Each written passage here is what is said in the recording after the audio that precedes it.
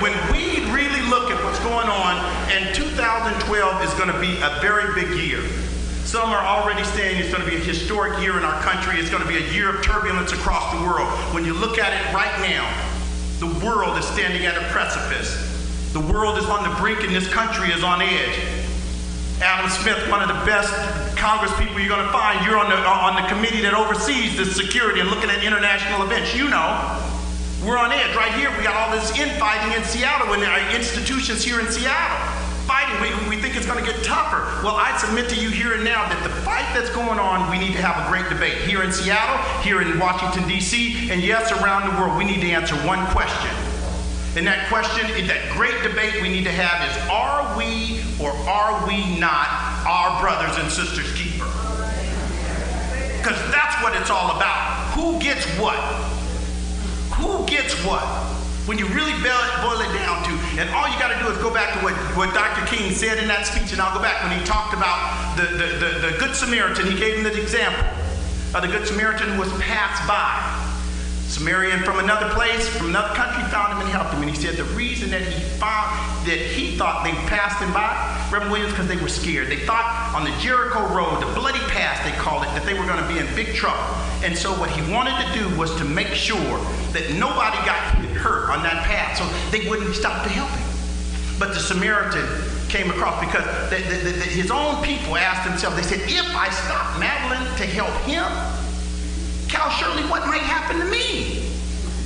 But the Samaritan turned the question and said, if I don't stop to help him, Nancy, what will happen to him?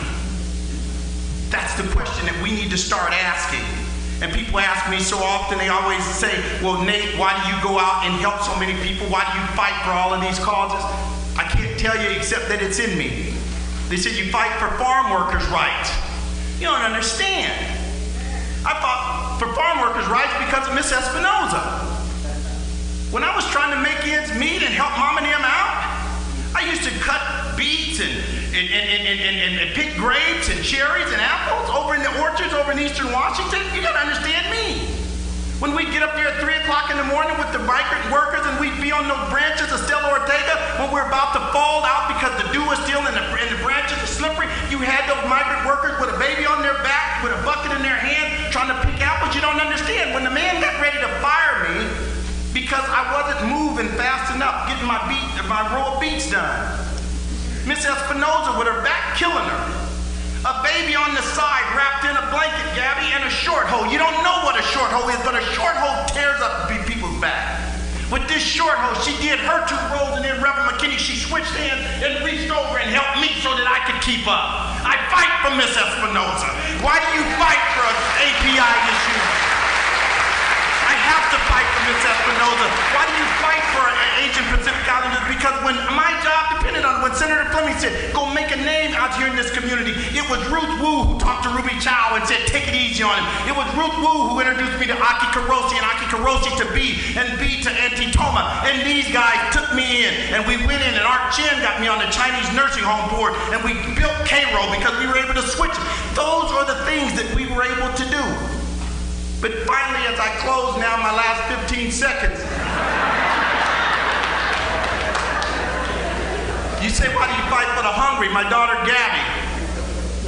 I'm so proud of her, beautiful, smart, and talented, but she started a feeding program about 7 years ago, Feeding the Hungry, and what she did with this program, started out with about 10 people. This year with Daryl and Yvonne Powell and their family, we fed 350 people. And we fed it because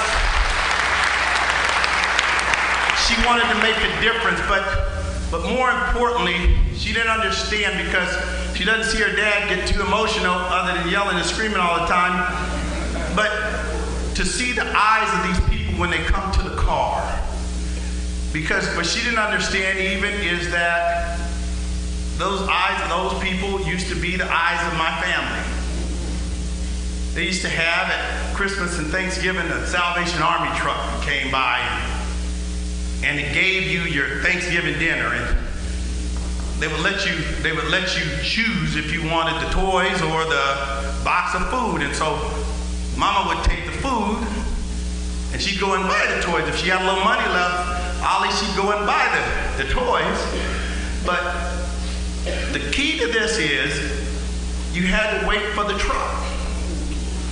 And when the truck came, you had to run outside because if not, everybody else would go to the truck and they'd raid it and you wouldn't have anything there. Greg, we were outside one day waiting in Norm Arkansas, the truck was running late and it got cold over in Pasco. And it got cold in Mill, so we went inside just for a minute. And there was old raggedy TV in the house and we was trying to get the Notre Dame football game on it and mess with the antenna, the rabbit ears and with the clothes hanger actually. But by the time we got the clothes hanger right and got the TV, they said the truck is outside. And we turned to run outside, but it was too late.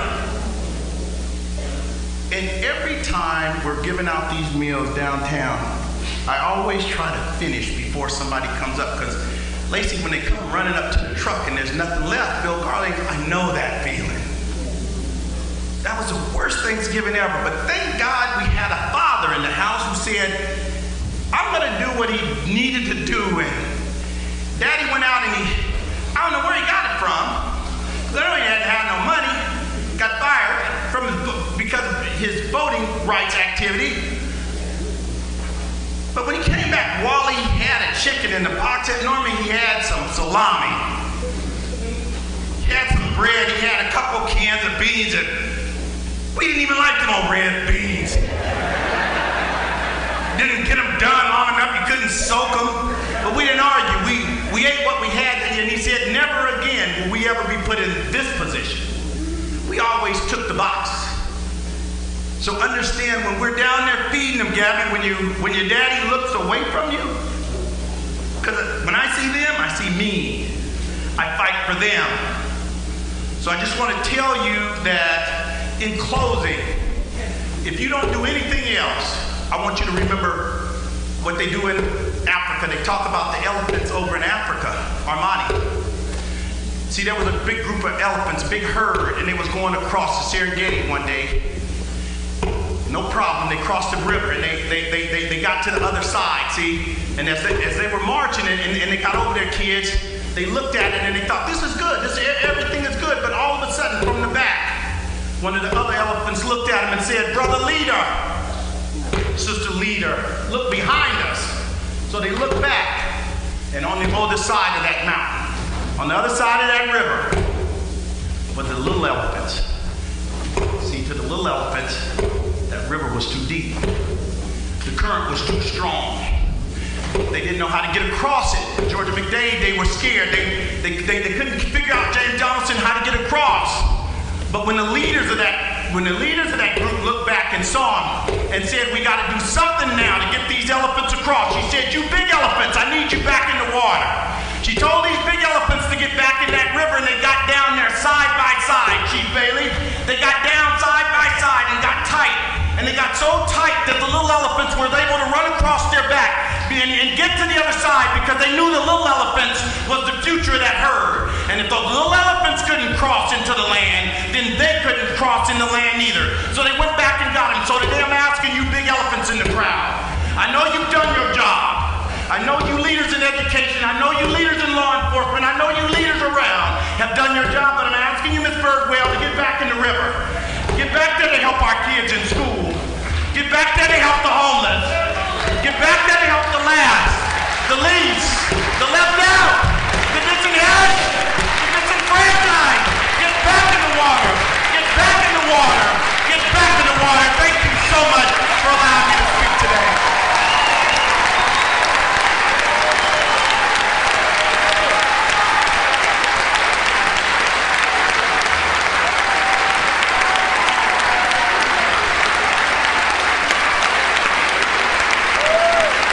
Ladies and gentlemen, Nate Miles.